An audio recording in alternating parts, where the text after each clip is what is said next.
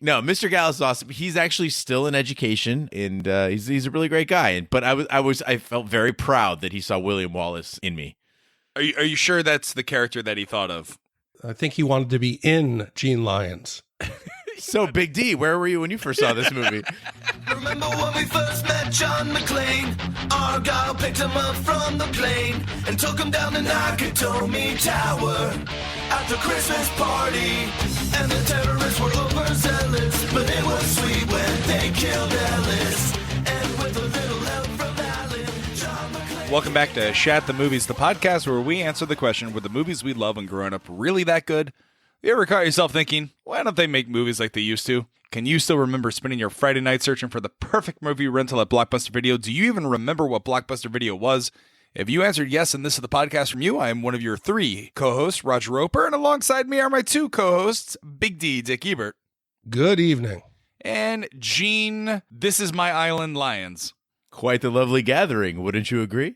And each week we take a look back in time and decide if our favorite films still hold up. Each week, the audience selects from 6 movie choices that we then break out our race car VHS tape rewinder and watch the movie that tallied the highest number of votes. At the end of each podcast, the 3 of us will provide you the number of wipes each movie would need to take to get off your butts. So thank you so much for listening. If you haven't already, hit that subscribe button wherever you get your fine podcasts. And be sure to follow us on social media. We're everywhere on Twitter and Snapchat and Instagram and all that kind of fun stuff. We also do a show review podcast called Shat on TV. We're about to do Westworld Season 2. You can follow all that information over at shatontv.com. That being said, guys, I'm back. This is amazing. Back from the dead. That's right. It's been a while. We've missed that energy for sure. We had some great episodes with Carrie Gross, who's a wonderful guest host alongside us. We got a lot of great feedback on that. Yeah. But people were saying they miss that energy, and I tell you, like having to host in your stead, it's exhausting. Oh, yeah. Well, I appreciate. Yeah, Carrie was amazing. I kept up on all the podcasts. I'm really bummed I missed out on doing Conan the Barbarian. I really think that I would have not enjoyed it as much as you guys did, but maybe I would have. I don't know. But what was your favorite movie? What was your favorite episode since I've been gone? I think Conan, just having to hear Big D do his Conan and just like That's right. I think that's the one that made me in hindsight like laugh the most. Time Cop was pretty solid, but Conan had a specialness too, and I think it's because we enjoyed the movie so damn much. It was a real surprise. I was with you, Raj, when I saw that we were doing Conan. I was like, I don't think this movie's that great. It's surprisingly good. For me, it has to be either Conan or Time Cop. Both have highlights, but you could feel that Carrie, starting out, doing a podcast isn't that easy. No. So she started to really open up in Time Cop, but some of the things she revealed in Conan, I've listened to it probably 4 times, and it still makes me laugh.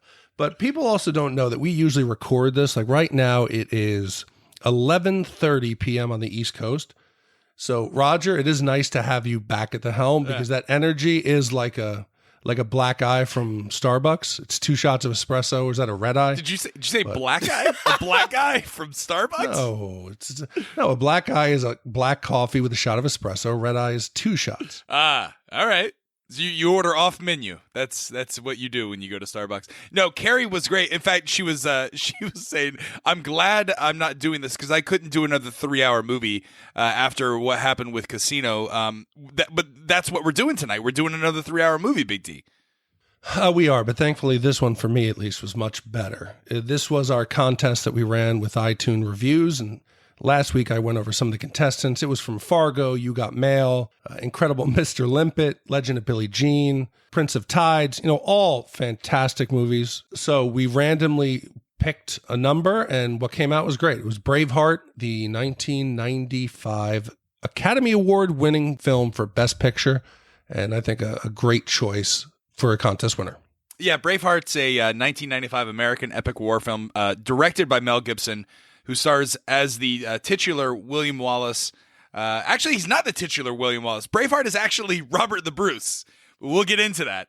William Wallace was a late 13th century Scottish warrior who led the Scots in the First War of Scottish Independence against King Edward I of England. It did win the Academy Award. It also grossed over $200 million worldwide. It was nominated for 10 Academy Awards. Mm-hmm. It won 5 of them for Best Picture, Best Director, best cinematography, best makeup, and best sound editing. This is peak Gibson. What's really weird about this particular Academy Awards, this was the 1996 Academy Awards. So in 1995, you had this incredibly strong pool with like Quiz Show, Pulp Fiction, Forrest Gump. 1996 was a weird one. You had Braveheart, you had Babe, like the pig movie. Yeah. And so I'm still shocked that this won 5, including Best Picture. I like it as a blockbuster, but apparently in 1996 they felt this had enough gravity as a drama to make it. What was it a blockbuster though? I mean, $200 million. That's. I mean, again, even for 1995, if we adjust it, that's still not that much money, right? Yeah, I think the break point at that time for a blockbuster was about $200 million. So it just broke that crust of being a blockbuster film. But if you look at the star power in it, and also just the epic size of the film and length of the film, I think that they really did have high aspirations for this one. I mean, but you got to look. I think it was well deserving. If you want to question a movie, maybe Gladiator, which also won Best Picture. Okay, and that was 5 years later. Sure. For 95, and I'll get into it. Some of the special effects they pull off in this movie, I was shocked. Watching behind the scenes, how they were actually to complete this film and have it look so good without killing 30 extras or stuntmen, I think it was well worth it. Yeah, practical effects. Mel Gibson says that he was inspired, especially during the fight scenes, from Mad Max. And the kind of the jump cuts and using practical blood and splattering all that. In fact, we always ask the question, where were you? What are your memories of this movie? I remember there was all this media backlash of, was the movie too violent? Should people go and see this movie that's nominated for Academy Awards, but, is it too violent and we have to save the kids? Do you remember that as well? Yeah, it got an NC-17 for the first cut. And it resulted in them having to go back in that final scene where William is disemboweled in front of the crowd. They said, there's no way you are showing it. We're going to give you an NC-17. So they had to cut they had the prosthetics of him having, his intestines pulled out. And they went with what I thought was a more effective choice, was the chest up. Gene and I talked about this. It's more effective what you don't show. Where the Wampa scene went wrong in Empire was showing the limb. Where Conan's mother being beheaded, don't show us. Yeah. Just show us the reactions. Yeah. So I think it actually helped the film. But yeah, people in the MPAA, they weren't happy with this movie. I use that same method when I have sex with the ladies. I'm like, it's better if you don't see it. Just look at the reaction shot. So you put the hood on? They put the That's right. on your That's head? right. That's exactly correct. So this movie came out when I think it was a freshman year. And so there was a lot of buzz, I remember, with the kids at school, too. They were saying, like, you got to go see this movie, Braveheart. Like, it's totally gory and blah, blah, blah. And I was stopped by my science teacher, Steve Gallus. And he was, like, kind of one of those teachers who, like, was kind of a mentor in a weird way. And he's like, Gene, have you seen Braveheart? I'm like, no, Mr. Gallus, I haven't seen Braveheart. And he's like, he's totally you. You have the same spirit. Yeah. And so I'm like, I got to go see this movie. And so, I went in there not expecting the gore, and oddly didn't remember it until I came back and watched it as an adult. And I was like, I thought it was, for 1995, it was fairly bloody. Yeah. Was Mr. Gallus the kind of teacher that would, hey, just call me Mr. Steve? He was the kind of guy that, hey, if you just want to call me sometime, here's my home phone number. Was he that kind of teacher? Your hair's kind of wet. Can I towel you off? Yeah. No, Mr. Gallus is awesome. He's actually still in education in my hometown of Chandler, and he's a really great guy. But I felt very proud that he saw William Wallace in me. Are you sure that's the character that he thought of? I think he wanted to be in Gene Lyons. So Big D, where were you when you first saw this movie? I can remember I was in Manhattan, and there was like a $2 rerun theater near Port Authority. So a few friends, we were in the city. I think we were probably out partying, and we decided to go sit in there. I was not prepared for a 3-hour movie, but this movie kept me awake, and I think it stayed with me as one of my favorites. What are the seats like in a $1 run theater near Port Authority in New York City in the mid '90s? It sounds gross. I mean, we'll get into one day. Did you stick to the seats? No. This was actually nice. It was really nice. Okay. This wasn't the Times Square booth. Where the guy came in after you with the mop. Mm-hmm. That was a different experience. That wasn't this. Yeah, I had a friend who was super obsessed with this movie. I remember he went out and bought a William Wallace like replica sword, and then like would make home movies of him recreating the scenes of the battle and whatnot. I had weird friends growing up, but I'm also pretty sure this was a Blockbuster movie night. I think I rented this. I don't think this was a movie Chili's and sex night, although it could have been. I don't know. It's in that time frame. Well, I'll give you a little fun Blockbuster fact. Braveheart was a 2-disc rental. That's right. Or it was a 2-tape rental. It was a 2-tape. Yeah, there were no discs. Yeah. That's right. Well, yeah, that's what I meant. 2-tape rental. So make sure you have the right films in the cases, and be kind, rewind. That's right. BD, play the trailer. I came back home to raise crops and, God willing, a family. So you want me to marry you then? Well, that's a bit sudden, but all right. Is that what you'd call a proposal? I love you. Always have. I want to marry you. His dreams were of peace and the woman he loved. I want a home and children. It's all for nothing if you don't have freedom. But his destiny would be written in a battle for honor. As lord of these lands, I will bless this marriage by taking the bride on the first night of her union. Go back to England and tell them there that Scotland's daughters and her sons are yours no more. Rallies new volunteers in every Scottish town. I knight thee, Sir William Wallace, Guardian and High Protector of Scotland. Where are you going? I'm going to pick a fight. Well, we didn't get dressed up for nothing. He waits for you at York, if you are man enough to come and face him. We cannot defeat this army. We can! And we will! If we win, we'll have what none of us have ever had before. A country of our own. I want to stay here with you. And I with you. Would you be willing, for one chance, just one chance, to tell our enemies that they may take our lives, but they'll never take our freedom?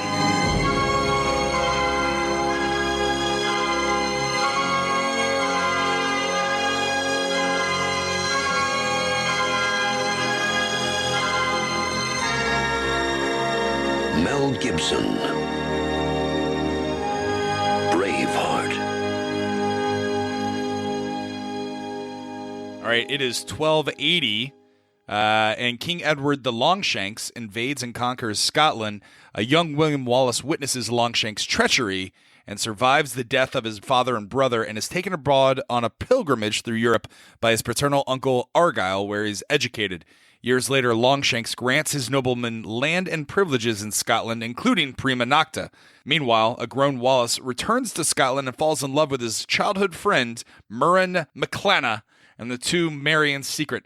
Wallace rescues Murren from being raped by English soldiers, but as she fights off their second attempt, Murren is, I just like saying that word, is captured and publicly executed in retribution. Wallace leads his clan to slaughter the English garrison in his hometown and send the occupying garrison at Lanark back to England.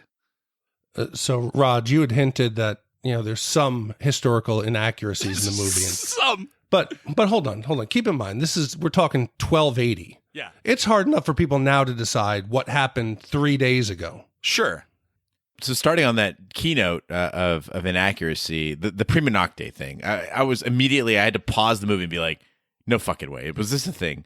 And it seems like this actually kind of stemmed out of fiction, where it appeared in some books, the idea of the nobility having the first crack after a marriage, right? But in real life, there are many tribes and many different cultures in which the chieftain or the nobility have the right to take the virginity of the girls, in their sphere. And sadly, as a Kurd, actually in some Kurdish tribes, that is considered, normal, that basically they have the purview to do it. But from a practical standpoint, this would be really dangerous for any nobleman, right? Because basically if people know that you're coming to do this, like, the men of the village, whatever, they're going to fuck your shit up. And you're caught literally with your pants down. It would not work out. Of course, no guy is going to be okay. You want to stoke the fires of rebellion? Yeah. Tell any guy, hey, congratulations, you're getting married. Let's have sex. I don't know. There's a pretty popular porn variety that's popular on Pornhub and xvideos.com.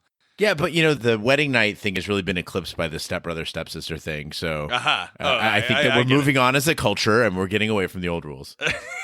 Yeah, but the way that they shot that, and Mel does a couple of tricks with the cameras that we'll get into here. He slows it down, and you see her come in almost angelically. Yeah. She puts her hand on the dagger, and she's whispering in his ear, "I'll be fine." But you juxtapose that to everyone in the background just raging. Yeah. At this point, I'm ready to pick up a sword. I'm not even in the village, but I'm feeling the rage. I'm ready to touch my sword. And those ghoulish details, they really help shade this movie. We've watched a lot of movies, and we always complain about that factor of like, why would these people want to fight? We're not given enough. We're not feeling anything about this anger to rise up. The villain doesn't seem bad enough. And in this case, they give us so many of those. And they start out with that hanging scene, which is really effective, showing all the bodies hanging there. And they don't shy away from the fact that they're really getting you up in the faces of these dead. And so you've got this opening hour, Raj, you and I discussed it, where there's this quiet build and there's a seething rage. So when the violence does break out, it feels justified. The only complaint I had there was when Mel Gibson shows up, I had to take a second back and go, like, when he shows up as William Wallace for the first time as an adult, I remember him being so much younger. He's like 40. He's 40 years old when he shows up, and it just looks like you're like, oh, here comes strapping young William back from his travels with Uncle. How long was he gone with Uncle Argyle? Like, he's 40 years old. William Wallace, when he died, was only 35. So, spoiler alert, he dies. This feels a little weird. I felt like they could have had maybe an interim William, maybe another. Was it Hayden Christensen, maybe, or something like that. Someone who does not look haggard is the Princess Sophie. She is gorgeous. Is this the first movie Sophie Marceau was in? Like American big movie? Because she looks really young. This was before the James Bond. This is definitely before that one, and also wasn't she in one with David Spade where she was like the cellist or something? She was. Oh no! It was Better Off Dead. Was she the French neighbor? No, she was not the French neighbor. She was like 12 when that movie came out. That's right. I'm 10 for 10 right now. Yeah, no, she looks great, but who do you find more attractive? Like, if you're William Wallace, have you leveled up on Sophie Marceau, or are you still pining for McCormick? It's hard because a lot of movies, Robin Hood, when the review we did where they had, I can't remember her name, but she was unnaturally pretty for the time. Okay. She had perfect teeth, her hair looked great. Sure. Here, Murin, she looks like she would be village hot. Yeah. No, not like super hot today, but she's village strong. She looks good. She's Scottish village hot. That's great. Look, regardless of who looks better, there is actually a believable and sweet romance between William and Marie. Now forget the fact this is the 13th century, and like the very concept of like courting for love is foreign, and this would just be, basically people being like, you marry her, breed, go. We need more sheep. Right, exactly. In this case, but I love that they had the first scene between young William and young Murren, and she brings him that thistle, and it's not a kiss or something cheesy like that. You can see that this romance is going to be different. And by the way, if you don't know, the thistle is it's the flower of Scotland, right? It's the symbol of Scotland. I had no idea that's what that was. Yeah, it's robust, it's fierce, it's beautiful. It is synonymous with the country of Scotland. So I thought that was a nice symbolism there. But there's that their romance is quirky. The horse ride, him hitting Myrn in the head with a rock when he's like trying to get her attention. Yeah, and then it culminates in what I'm now convinced that I want a secret Scottish midnight Highland wedding. Like that was better than any wedding I've ever been to. It's just like, let's meet at the rock in the middle of the night. The priest, you can see your breath in the air. You're in the grove of trees. And then of course you have that subsequent awesome sex scene, which I was so distracted by the babbling brook and the steam and stuff. I didn't even notice a fantastic pair of boobs that jumped on the screen. No. So like in 2018, a lot of us think of Mel Gibson as a creepy kind of pervy dude. But back in 95, when you see them, they're both kind of steaming in the cold night, and he's sneaking up behind her. You can see the goosebumps on her arms. It seems believable. We don't need to see Van Damme's ass and, multiple thrusts to get the idea. It looked beautiful, and it was reserved, which is nice for a change. Why do you think Mel Gibson's a creepy pervy dude? Oh, God. If you watch the behind the scenes, I keep waiting for him to just get on some dash cam video and just start going off. And well, I mean, he's an asshole, but I never thought of him as creepy. Yo, please. You think so? He's an asshole in every other realm of the world, but you think with women he's respectful? Yeah, he's possibly anti-Semitic. Possibly, maybe a little racist, but I've never known him to be a creepy, pervy guy. I'm willing to bet there's a good likelihood of that. Yeah. The problem I had with their horse scene where they go off, it's raining. They make that the concept. They have a whole scene about why she can't go out because it's raining, and then the very next scene, there's no rain. That's the issue that I had with the. Again, it's Scotland. So you just go over the hills? Yeah, but it was odd, like Gene said. Mel Gibson looks like he's 45, but yet they're having a romance like it's a teen rom-com. That's right. Like, oh my God, giggles, let's go for a ride. Yay, throwing the rocks.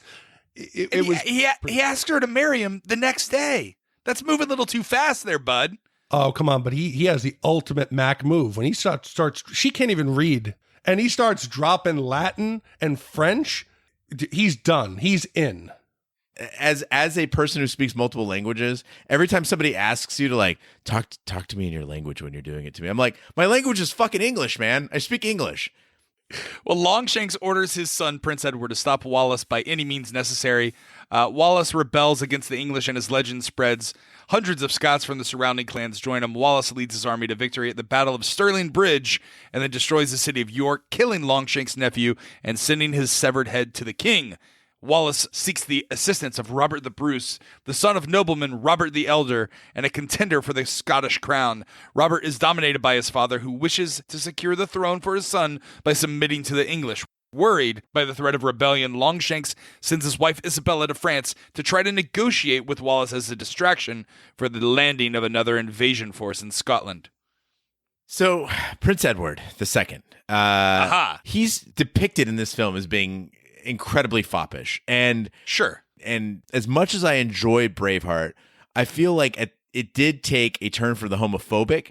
I think that it painted the English as either ruthless or foppish. Anybody they wanted us to laugh at, they basically were like, "We'll just make them really gay."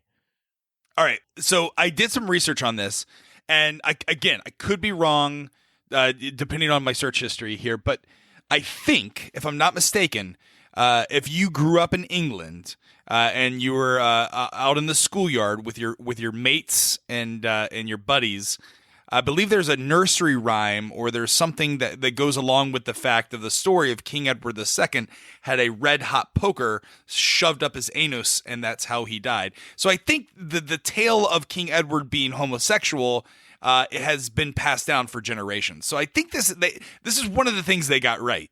Well, Edward II, so he had his buddy Gaveston, and nobody knows if they were lovers, if they were, blood brothers, if they were very close friends, whatever. But Gaveston was just kind of his favorite, and so he actually went to battle over Gaveston when people tried to exile him and stuff like that. He was just considered like his his right hand man, as it were.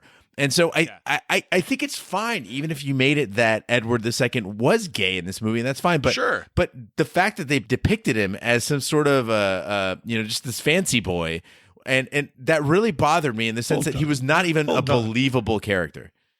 I can't believe I'm going to come in here and defend some homophobia. Okay, you're defending that shit was funny. Okay, I respect everyone's lifestyle choices. Sure. That scene in the church where he's getting married to the princess, but he keeps looking back at his boyfriend, and the king is kind of in between them, like, what the fuck? If the actor doesn't pull off that awkward scene, it could have seemed, I think, a lot less funny, but I found myself laughing. Is that wrong? Listen, I don't think it. A lot of people say it's homophobic. I don't think it's homophobic. They're trying to show the character as weak. And then the love, between he and Isabella, it doesn't exist because his eye is for other people. I don't think that they're saying that he's weak because he's gay. I say he's weak because he's a fancy boy, and he's, had everything passed down to him. He just happens to be homosexual and sleeping with his military right-hand man, literally his right-hand man. Yeah, I mean, later on you can debate whether or not having people carrying around mirrors as you strut around the ramparts of the castle in different outfits. Yeah. Or you're holding archery displays in the basement. Who doesn't like to have some gay archery scenes? Yay, it's fancy shot, my lord. Mm-hmm.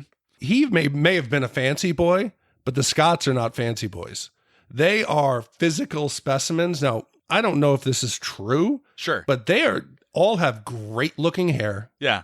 They're constantly doing like some kind of Scottish CrossFit where they're running. Clans show up and you know they've run 40 miles with all of their gear. They're ripped. They're in good shape. And they really make a point to show that every woman in this movie wants to be with a Scot. Yeah, just the contrast that they make between the English and the Scottish. Again, that's kind of getting to my point, though, is that you couldn't have like a couple brave Englishmen, like a couple good-looking. They were all either like absolute wretched bastards, which, again, listen to me. I understand. This is the 13th century England. Like, the English are pretty awful at this point in history and for several centuries after. Sure. But yeah, I think the only, like Game of Thrones, you have Renly Baratheon. That Renly did more of a job of hiding it. I don't have a problem with him being flamboyant. I'm just not sure if it would have been wise to do and be that out in the open without risk of maybe dad just taking your head off or other people not agreeing with your life choices. So you get into the point where, you got the English looking horrible, you got the Scots looking, powerful, and at some point they finally clash on a grand scale. And I really like the battle scenes. I thought in this movie they did a pretty good job. Again, we saw a few years prior Robin Hood where it was laughable. And before that, we had, Willow, laughable. I thought this was pretty good stuff. The issue that I have with the fight scenes is that this is a 3-hour movie. It could have easily been cut down 30 minutes by just not using so much slow motion, by not using so many establishing shots of horses and them going, hold, hold, hold, hold. You want to talk about wasting time? We're at the Battle of Stirling, and they're like, okay, let's take a moment to show them our dicks. So they show them their dicks, and then they get nailed by a barrage of arrows, and like dozens of guys are getting arrows through the eye, through the thigh. They're falling over. And what do their buddies do? They turn around and they show their asses for another 2 minutes. And again, fine Scottish asses. But do you really think your comrades are just felled by arrows on an open field, and you're showing your ass? That's your tactic? Oh, it is if you're fighting Edward II. Yes, you're trying to instill fear that they can't intimidate you. And I think you had to include all those shots. I don't have a problem with pacing.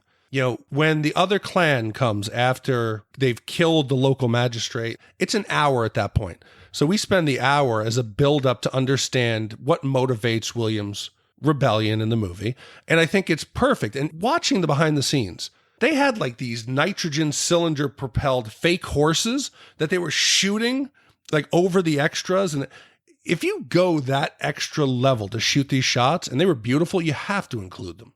Well, in addition to that, what they're trying to do with this movie, and I agree with you, Big D, I thought the 3 hours flew by. And in that first hour, I think I paused right around that same point and I was like, holy shit, we're already an hour into this movie. But what they're trying to do here, they are building dimension upon dimension on the type of tale that they're trying to tell. It starts out and I'm like, okay, they're telling like this, it's a historical, fable essentially. And then they bring in the Bruces and you've got this like Shakespearean intrigue where both Bruce the Elder and in his parallel Longshanks they give these soliloquies. They're really doing like a Shakespearean job of who will I send? Who will I send? How shall I? Blah, blah, blah. And so it takes on that added dimension. And then they bring in like Stephen the Irishman, and suddenly it's like a superhero comedy, sort of like buddy movie. And so normally this would be a disaster trying to put all these things, but it works somehow. They really pull off doing like a 3 or 4 dimension movie, which is really hard to do. Okay, so I'll agree with you on the fathers. I thought the Robert the elder Bruce, even though underneath all of his makeup, which could have come off as crazy. And by the way, I think the makeup, I think this won best makeup, right? I think I said that, best makeup. The leprosy, which by the way, actually Robert the Bruce later on, historians have discovered that it was actually he who in his later years had leprosy, not his father. Yeah, but you needed Stephen. Stephen was a breath of fresh air. Did you? Yeah, oh God, some comedic levity. If you did this 3 hours of just Mel Gibson brooding and bloodshed. Steven drops some of the funniest fucking lines, and he pulls it off. And it's the actor David O'Hara. He's from Glasgow, so he's a Scottish actor playing an Irishman. But when he looks at Mel Gibson when the arrows are flying down, and you start to question the strategic nature of that decision, and he looks over, he goes, "I've spoken to God," and he says, "I'm okay, but you're fucked." There's a look and a laugh. You needed that break in the tension. And they do it in a way that, as an audience, you can breathe again and get back into it. I'm okay with him saying lines like that, but be consistent throughout the entire movie. As the movie goes on, he gets less and less crazy. So either he's crazy and talks to God, and he looks up and he's, "Oh, I'll ask him, Father." And then, he talks, "Oh, you're fucked. I'm good, but you're fucked." Like, stay consistent throughout the entire movie. Don't have him as a hero at the end. Have him doing crazy shit. That would be the wrong thing to do. He's a fully developed character. If the whole movie he was like yuck, yuck, yuck, yuck, yuck, at the end William's getting disemboweled. "Hey guys," laughing. Yeah, then Roger's wearing that T-shirt for the rest of the year. Gee, Morty.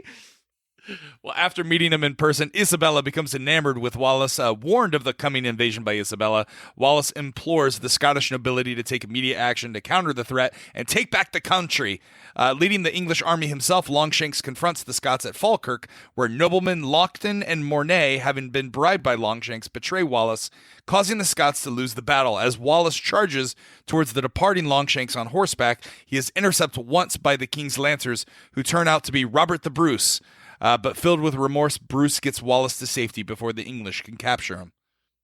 So a lot of the bad history we can forgive because it was, we're talking so far in the past. But at this point, the Scottish warriors would not have been wearing kilts. No, that in the 1300s. No, that didn't come into fashion until the 17th century, I believe.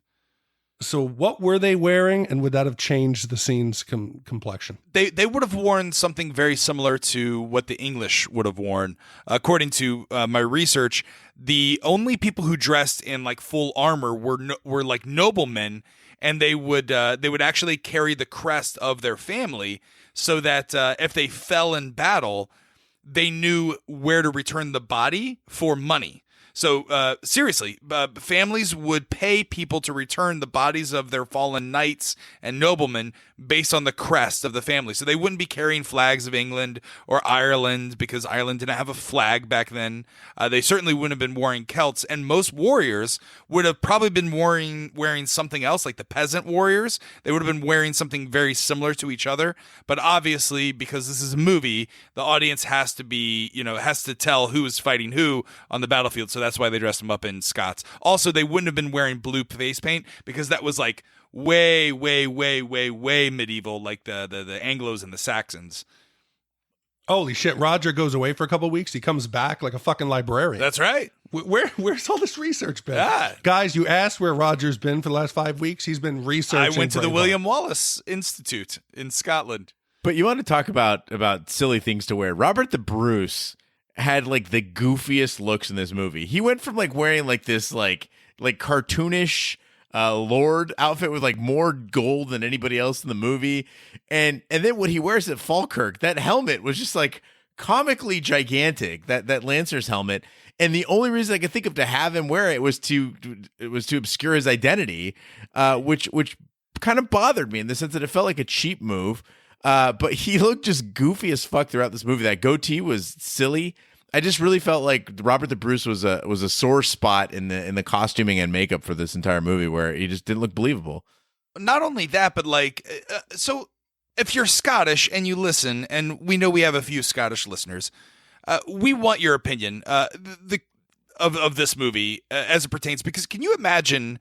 Now, I know Mel Gibson did The Patriot a couple years later, but can you imagine if they depicted like George Washington as like this superhero that like banged Queen Victoria behind, King Henry's back, and like, I don't know, was and Thomas Jefferson was like this fancy boy that was hanging out in France and like, was kind of a weakling. If they depicted the American Revolution like that, because Robert the Bruce, from what I understand, is kind of a badass. He's the one who actually secured Scottish independence. And, William the Wallace was more of like a knight that was possibly a nobleman, but like of low noble birth that possibly just got into some trouble and then decided, you know what, fuck it, fuck the English. I'm not going to go to jail over stealing a keg of beer. I'm going to fight for my independence. He didn't even fight for Robert. He fought for the other king, the Boleys. Yeah, but the thing is that what William Wallace had that Robert the Bruce didn't have was an indestructible crew of badasses. Like, look, I like seeing the good guys win, but in every single battle they went into, it's like the same, like 5 or 6. They were like gods. Like they went in there swinging. They didn't get hurt, and they take forever to die. They somehow get stronger as they age. I mean, you got Hamish's dad. He's like 80 years old. He's already been shot multiple times in battle. He's just like swinging a big ass axe. He's swinging a flail. It's nuts. Dude, there's a fucking scene where he loses his hand. That's right. Where he has it laying on the ground. It's chopped off. We never even address it again. That's how, that's a flesh wound. It's, it's not even relevant. Let's just move on. This is Mel what Gibson takes a fucking bolt to the heart. And then he falls off of a horse after it's lanced. Yeah. He rolls around and he just shakes it off. Well, we all know that in order to kill a Highlander, you have to chop off his head. That's a good point. That's pretty good. Yeah. But I want to talk about the warfare here. It's chaotic, and I like the way that they shoot it. I kept trying to look in the background to see whether people were, because you can see them pantomiming sometimes in Game of Thrones, where people are like, oh, yay, when they're not in front of the camera. But this looked pretty good. The cuts were done quick enough. It was compelling. But in a real battle like that, how much fratricide do you think goes on?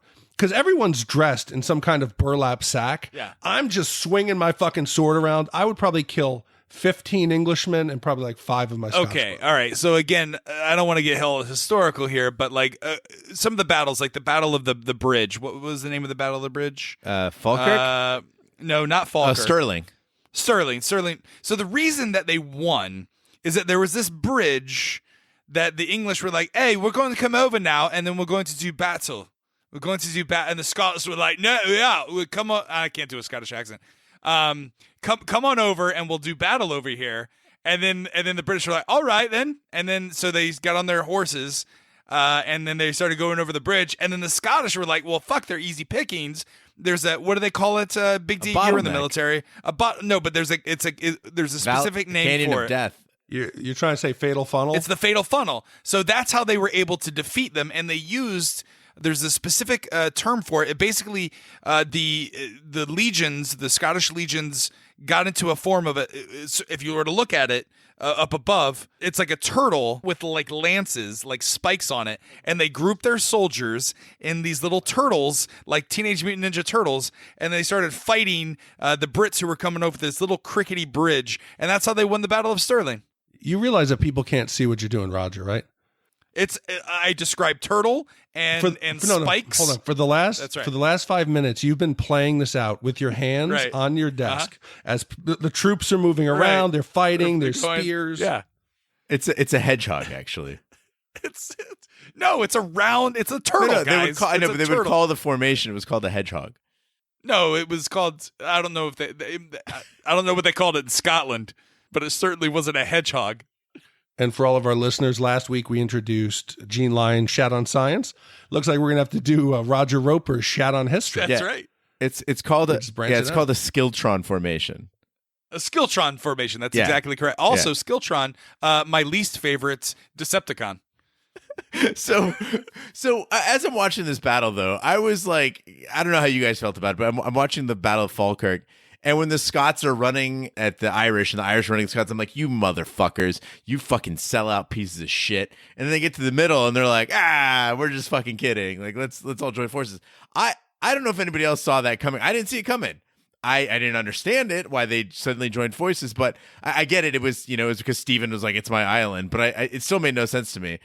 But I went with it. I was enjoying the movie enough at this point. I wanted William to win so badly at this point that I was like, fuck it, let's rock.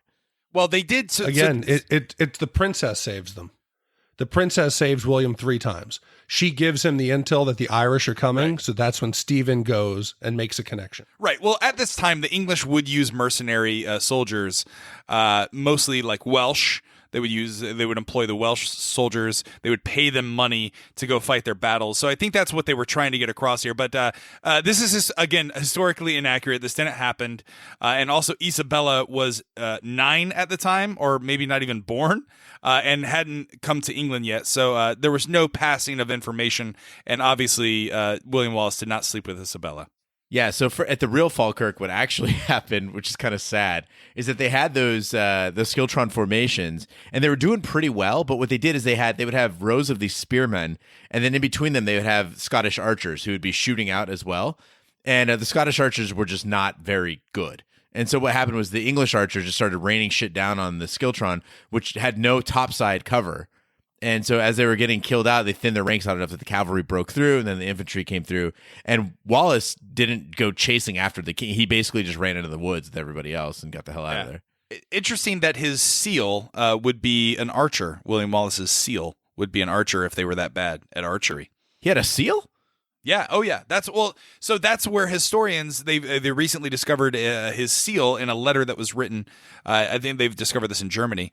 But it was obviously like they would have the wax seals as a letter, right? And that's where they discovered that William, son of Alan, obviously Alan Wallace. Then that's where they get it. He had a seal, and it's an archer. It looks like he's the original Hawkeye from the comic books.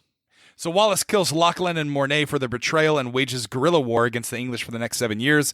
Assisted by Isabella, who he eventually has an affair, Robert sets up a meeting with Wallace in Edinburgh, but Robert's father has conspired with other nobles to capture and hand over Wallace to the English.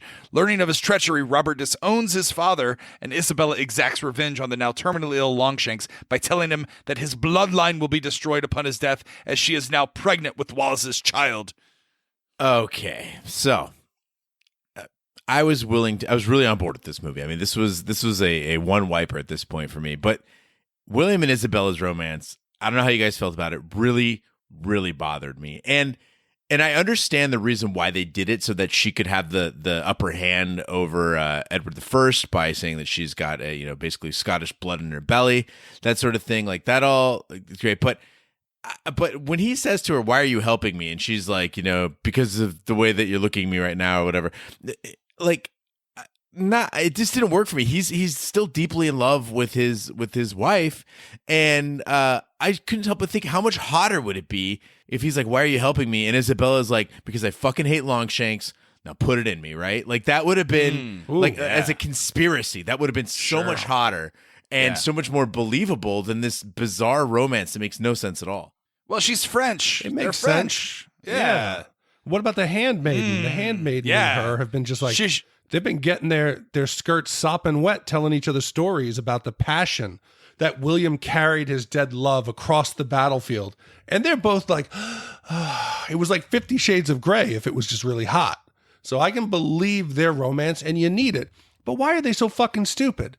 William speaks French. She's a French princess. Why are you guys conspiring in the dungeon in front of guards in English? Hey, I'm going to try to get you out of here. Hey, take this. It'll numb the pain. Do it in French. Not only that, but there are so many opportunities for anybody to escape from bad situations in this movie, and everybody just seems to be like just cool with their fate. When William and his guys like throw all those Englishmen in the burning hut, they lock them in the hut and then they like set it on fire. That hut was made out of like twigs, and it's on fire. And what's the roof held on with? Like, I'm sorry, I'm not Superman here, but you got to tell me that you can't punch your way out of that burning hut. It really pissed me off. They just sat there and just yelled. Like, maybe they're just that sick of being English. Like, just fuck it, burn me. Yeah, you just described what is the unintentional parody, porn parody, The Scottish Love Knot. It came out in 2003. But I assume that there is a scene between Isabella and her handmaid, and she probably brings him in. Listen, we got to download The Scottish Love Knot now. It took them 8 years to make a porn parody. Like, they just sat around talking about it for 8 fucking years. That's right. Well, they you know what it was? They had to get the script right. Well, they wanted to be historically accurate. Historically accurate. Is it a turtle or a hedgehog? Skiltron. I'm downloading the Scottish Love Knot. You guys continue on with the podcast. I'm going to see what this looks like. But what did you guys think? We've raved over how the practical effects really succeed. They get to a point in the movie, and I'm loving 99% of it, when William finally is going to get revenge, and he breaks the door down with Moray and seems to jump out the window, and the horse immediately turns into a joke prop, hits the water and floats. I felt like it was that movie, where is it, where the girl in Coney Island, where she takes her horse up to the top and jumps off into the pool? Do you remember that movie? Not the Horse Whisperer. It was something like that. It was the diving horse movie, yeah. Diving horse movie. What was Secretariat? No. There's a... it's called Wild Hearts Can't Be Broken. What? Yeah, I remember that. You've never seen it, dude? Uh-huh. Yeah, she teaches a horse to jump off of a platform. Why would anyone... Also, there's a porn parody of it, also called Wild Hearts Can't Be Broken. And for some reason, they have another horse just jumping off, but it's not the kind of horse you would expect. So I love that Big D's problem with this horse is when it hits the water, this horse walks into the room, it climbs the stairs, it fucking kicks a door open, and then it like Jean-Claude Van Damme roundhouses the enemy in the fucking face. I'm like, dude, fucking, I hope this horse survived. Well, it's his horse, so of course it survived. But the way it hit the water too, that horse's back is fucking broken. Dude, how did it get up to the third floor of this fucking, this complex? There was nobody in the house who noticed, hey, there's a horse walking through. Was he that stealthy? You just know that as Moray, as that ball and chain is hitting him and cracking his skull, he's just regretting building a door that big. Guys, why did I build a door big enough for a horse? I just want to give an update on the Scottish Love Knot. So it's on YouTube. You can watch all the scenes outside of the naked scenes. It appears as if half of the movie is in modern times and half of it is in old medieval times. It doesn't quite make sense. The timelines aren't making sense here. This makes perfect sense because in Edinburgh, you have the old city and the new city. You have the Royal Mile where it's near the palace, and that's the old city. And then the more modern across the moat was built the new city. And so it's a perfect metaphor for modern day Edinburgh. Yeah, that makes sense. Here's the thing. Another historical inaccuracy is that William Wallace joined forces with, I think it was Andrew Mornay, who is perceived here as a traitor, someone who stabs him in the back and he kills him with that lance and then does the roundhouse kick with the horse. Like, again, this is like if they were doing a movie on the American Revolution and they portrayed Lafayette as like the asshole, like someone. I just came back from Hamilton. Lafayette was awesome. Do me a favor, just watch the link I sent in the comments. It starts at the part you need to say. Where? Or are we watching the horse? Oh, this is Wild Horse. Look.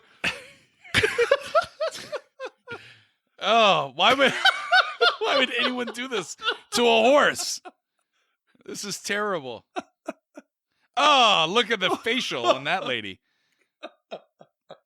Oh, and the horse is super excited about this. Was that an outtake from Braveheart? Yeah, looks like it. All right. Okay. Where are we? Are we back on? I'll include that link. Thought it was mightily erotic. All right. Well, in London, Wallace is brought before an English magistrate, tried for high treason, and condemned to public torture and beheading.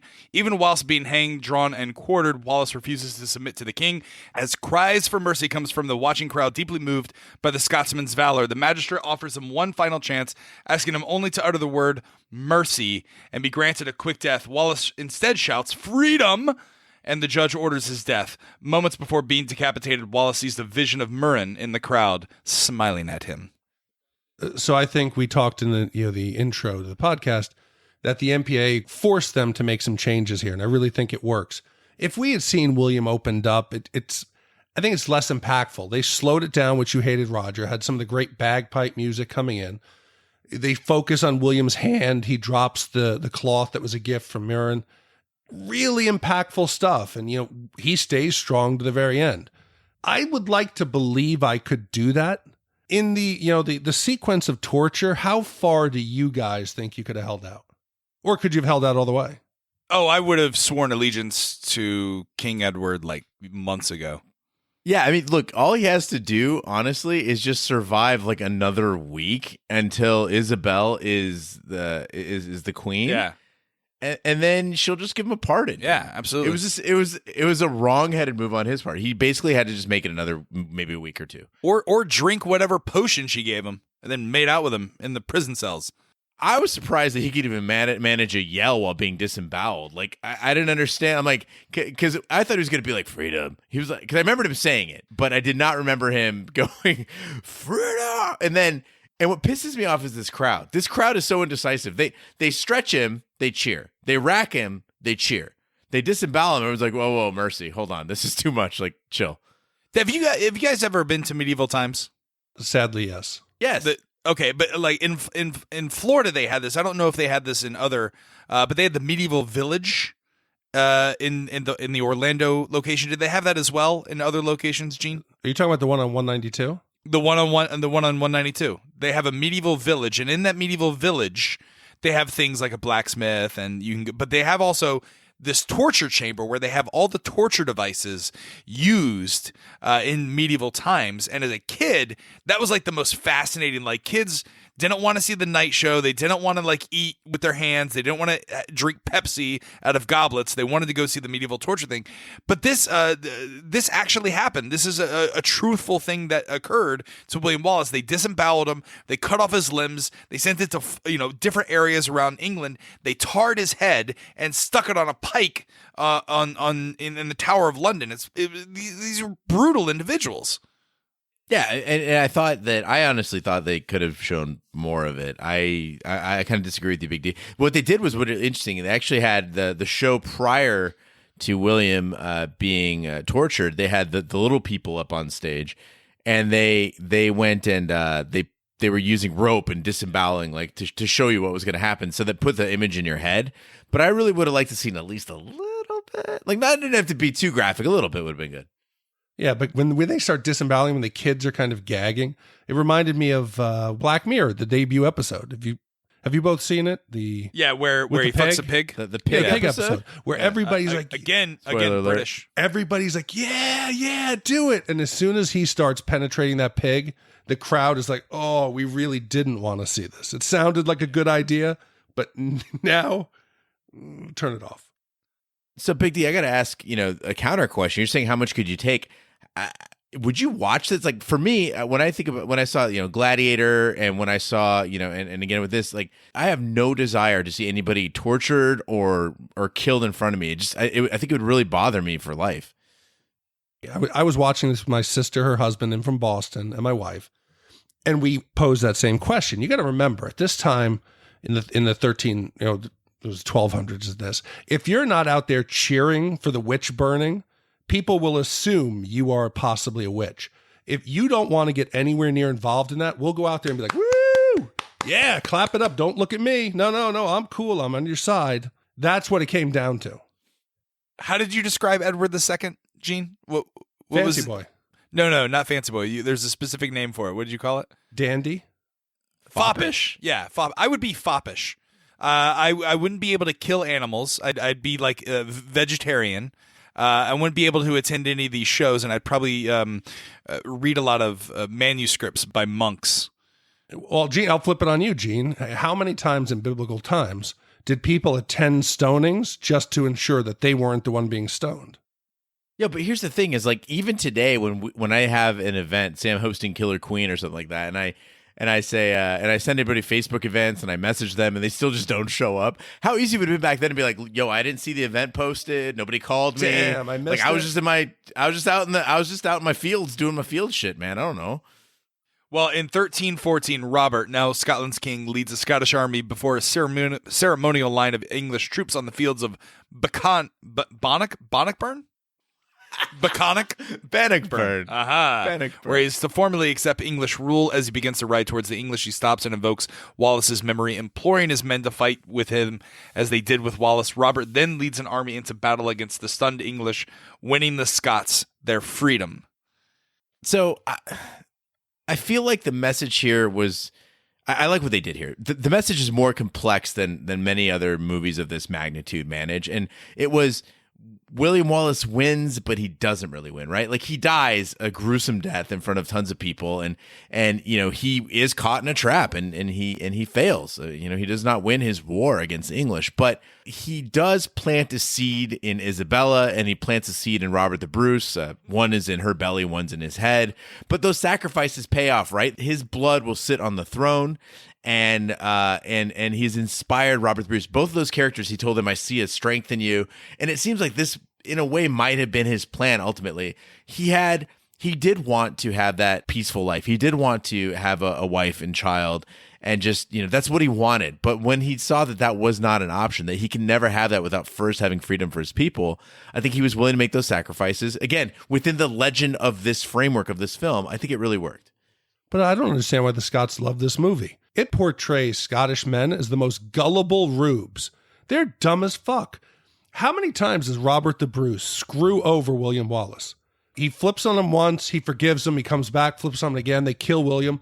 Why the hell is Hamish and Stephen the Irishman back there at Robert the Bruce's side after he just had your idol, the leader of the rebellion killed? You're going to trust him again? Well, technically, Robert the Bruce didn't do that, though. He wasn't in on the trap. Oh, so you're telling me all those details came out, that that piece of information got to the troops and they believed it? No, I mean, they would know what was up. The whole thing doesn't make sense. I mean, in the sense that also that the English were just like, "Oh shit, we're just here for a ceremony," and then Robert the Bruce is like, at this last second, I decided to fight. Everybody joined me, and everybody just happened to be ready for battle. There is a Netflix movie that's coming out. It's currently in production in Scotland, starring Chris Pine, who is playing Robert the Bruce. And Robert the Bruce, again, if you're Scottish and you know the tales of your independence, and who do you like more? Is it Robert the Bruce or William Wallace? Who do you more identify with? But they're making a story about him. So look for that on Netflix. I'm excited for that. I want to know more about Robert the Bruce, knowing that the William Wallace is really a legend that was written down by Harry the Blind centuries after William Wallace died. No, I want the stories of Prince Edward, the untold stories. Would they Edward the Second or the second? Mm-hmm. Hot poker. Well, now's the time of the podcast where we break out our Shat meters and give you our wipe scores. If you've never listened to the podcast before, 5 wipes is the equivalent of every British person's dental work in movies. And a 0 wipe is a perfect movie. It's Catherine McCormick topless in front of a Scottish waterfall. That being said, Gene, what do you give this movie? How many wipes? So this movie combines some of my favorite things and some of my least favorite things in movies. So there were some cheeseball moments, which I cannot stand, and massive historical inaccuracy. But the movie prefaces itself by saying it is a legend, and it winks at itself a lot of times throughout the movie when they're talking about how William Wallace is 7 feet tall and killed hundreds of men. And it purports itself to be a myth, and therefore I think it affords itself some sort of license there. And so what it does really well is it makes you feel a lot, and it wraps so many genres into one. And those 3 hours, I do feel flew right by. I mean, again, this is a movie that's the same length as Casino, but Casino seemed 10 times longer. So I can't help but give this a favorable view, but not a perfect view. I'd go 1.5 wipes. You, Roger Roeper? Yeah, I'm in agreement. I love this movie as a child. It took me a couple of watchings to get through all of it, mainly because I was flying back and I was tired. And this movie is pretty long, but it's a good movie. I mean, we watched Robin Hood, Prince of Thieves. If you compare this movie versus Robin Hood, Prince of Thieves, it's so much better than Kevin Costner's shit. So I agree with you. It has a lot of historical inaccuracies, but overall, God damn it, Mel Gibson just knows story structure, and he knows how to capture an audience. This was his directorial debut, guys, and he knocked it out of the park. 10 Academy Award nominations. It's not a perfect movie. It's not, a 0 wipe movie, but I do believe it's right around a 1.5. So it's a 1.5 wipe movie for me. Yeah, I think I'll keep mine fairly brief because you guys have said everything I was thinking. It's a 3-hour movie that feels like a 2-hour movie. It's compelling. Not once did I really look at the clock. My sister was like, holy shit, this is a 3-hour movie. And before you knew it, it was over. So he had to have done something right. The historical inaccuracies didn't bother me. The action is compelling. The romance I enjoyed. The casting was great. They mixed up the pacings enough that you never found yourself bored. Even though it's 3 hours, I would watch it again, not tomorrow, but I really enjoyed it. I think one wipe is fair. It did win the Academy Award that year, and I think it holds up till today, and a really enjoyable movie. So if we combine our scores, 1, 1.5, 1.5, what does that give us, Gene? Raj, that is 1.3 repeating. Aha. So where does that put it in the... oh, Jesus. Where does that put it on the list, Big D? Okay. Oh, God. Okay, it's not terrible. I'm okay with it. It puts it now in the 14 spot. It is better than The Breakfast Club, worse than Raising Arizona. Yes. And I'm okay with that. The only thing, God, somehow we have Coming to America as better than this. Yeah, absolutely. Totally different genre. I would sit down and watch Coming to America before I would watch Braveheart again. Okay, well, here's a question for you two. Is this better than Shawshank Redemption? I'd say they're very close. Yeah, but Shawshank's a little bit better. Oh, look at you guys. This is a 1.3. Shawshank is a 1.33. So we're pretty consistent. Nice. All right. Yeah, the system works. Now's the time where we give our shout-outs. Gene, what is a shout-out? Raj, a shout-out is a way that listeners can show their support for the podcast, and we can show our thanks to the listeners. If you go to shatthemovies.com and scroll down, you'll see a slide out. There's also one on the side where you can put in your email address and name and give us, and we'll give you a shout-out on the podcast. So this week's shout-outs go out to, and there are actually a lot of them from the UK, so that's pretty exciting. Dave from Aldershot, UK, Sean O'Keefe, Gary Acliff, Melanie C., Big D's Battle Buddy. Oh, yeah, it sounds dirty, but it's not. Jeffy the Flying Prong. That sounds even dirty, and it is. Marty from the Isle of Skye in Scotland. Marty, write in. Tell us your... No, don't just write in. No, dial in. Voicemail. Yeah, send us a voicemail. Yes. What's that number, Big D? The voicemail is 914-719-SHAT. 914-719-SHAT. Country code? USA. I think it's 101, isn't it? 001. God, just if people, you can also take your phones, do a voice memo, and just email it to us. We could do that as well. All right. Also, we have shout outs from Bats John Van Hammy, who is my coworker, Greg from Lima, or perhaps Lima. If it's from my former town, it's Lima, and if it's from Peru, then it's Lima. Right. Troy Rainey, Kurt Mann, Goose. Goose. Cody Van Gorp, Virginia Baker, Terry in Tempe, Chris Powers, another Chris with a K, Joe Hogan, Johnny, the internet sensation Dougie Branson. What? Dougie Branson is an amazing Twitter user and internet sensation. Buzzsaw Brent, somebody just known as the Dutch are known for more than weed. They are. They know 4 languages and have mastered the windmill. Bianca Alicia, or maybe Alicia, and finally Stacy. Also, did you know that the Dutch produce more crops per capita than any other country? Like their agriculture is like off the charts. I did not know that. Yeah. The Dutch are known more than just weed. See, shout outs aren't just for giving thanks, they're also for giving knowledge. Yep, and I got more exciting news. Besides all the shout outs, we got another voicemail, guys. Oh, we got a voicemail. Who's the voicemail come from? I believe it's Kian from Michigan. Aha, Kia from Michigan. All right. So here we go. So what happens? So why would someone leave a voicemail for us outside of just being able to hear themselves on the podcast? Well, you could call and just tell us how you've incorporated Shat the Movies or Shat on TV into your daily lives. You could tell us memories of a movie. You could tell us what you think about our reviews. You could tell us about pretty much anything. What you think about Carrie telling stories about hiding glass pipes. As long as it's funny, entertaining, we'll put it on the podcast. All right. So again, this is Kian from Michigan. Hey guys, Gene, Dick Ebert, Roger, if you're back. I just finished listening to the Conan the Barbarian podcast, and I've got to tell you, I completely agree. I would have given it a one white movie as well. As far as like a 1980s swordplay kind of fantasy movie, it's one of the best ones that I have watched. But I do have a gripe to pick with you guys. I thought your review of Jumanji with Robin Williams was completely irresponsible. You didn't even take into consideration the great CGI in that movie, especially Gene didn't think so, how great it was.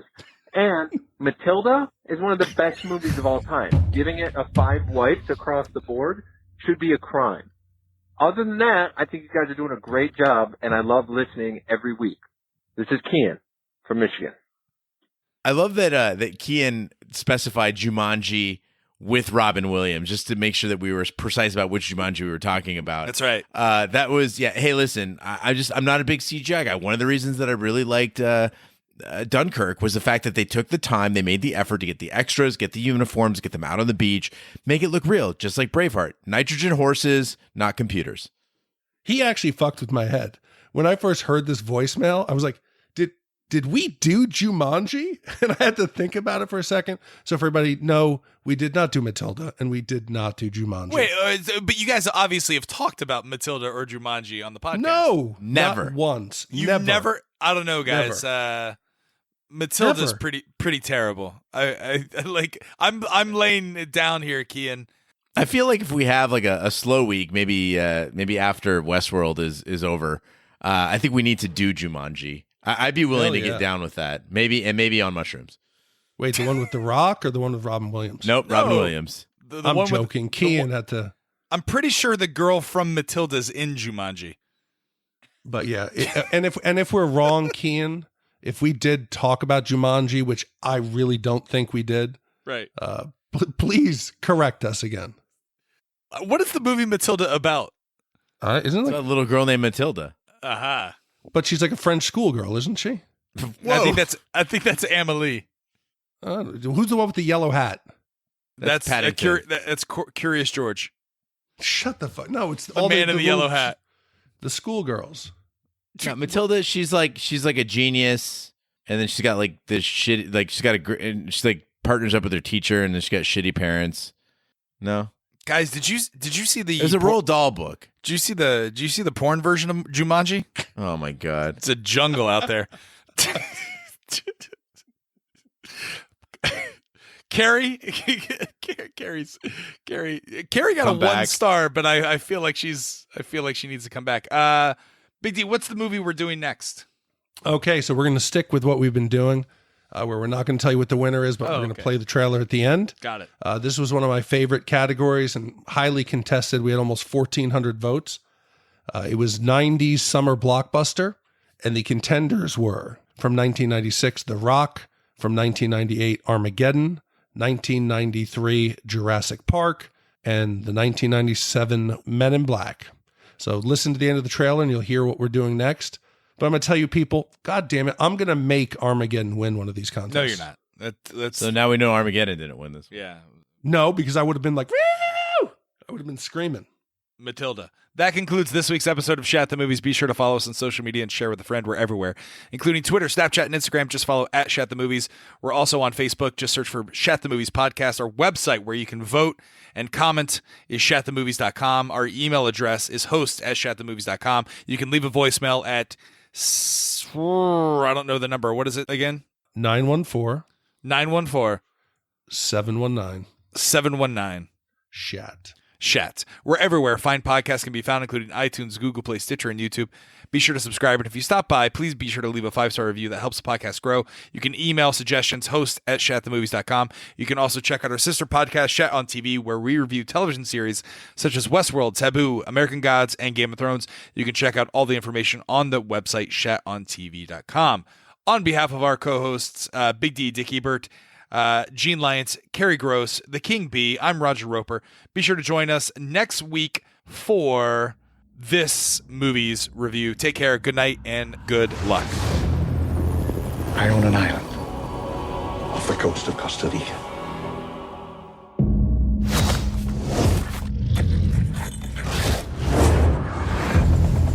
I've spent the last 5 years setting up a kind of biological preserve.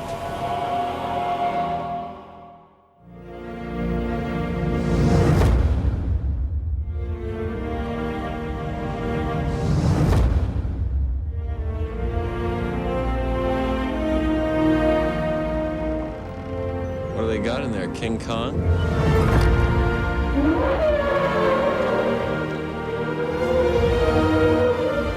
Welcome to Jurassic Park.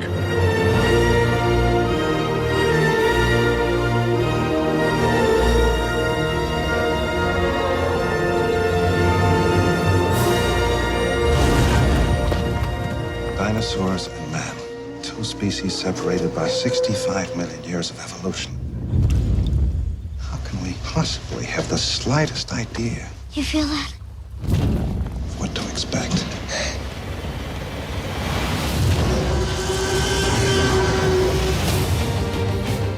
Hold on to your butts. All major theme parks had problems. But John, if the Pirates of the Caribbean breaks down, the pirates don't eat the tourists.